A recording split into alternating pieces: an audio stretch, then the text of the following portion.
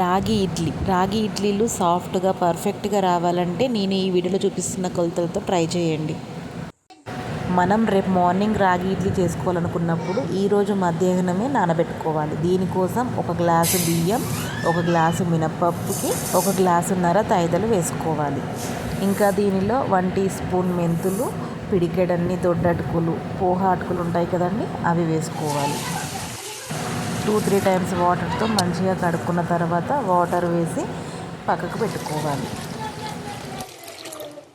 ఇప్పుడు మనం మధ్యాహ్నం నానబెట్టుకున్నాం కదండి, రాత్రి రుబ్బి పెట్టుకోవాలి.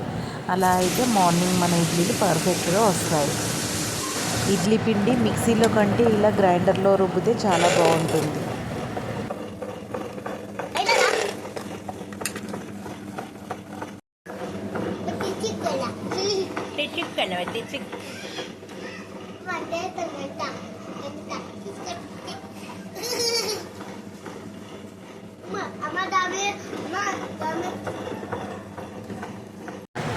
ఇలా సాఫ్ట్గా అయ్యేంత వరకు గ్రైండ్ చేసుకొని ఒక గిన్నెలోకి తీసుకోవాలి.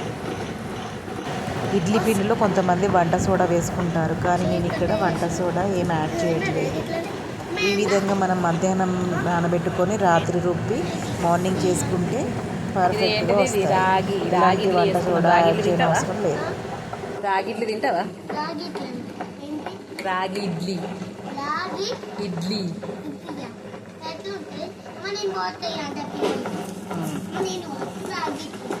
రేపు పొద్దున, ఇప్పుడు కాదు. చూడండి మార్నింగ్ కల్లా పిండి ఎంత పర్ఫెక్ట్గా పులిసిందో.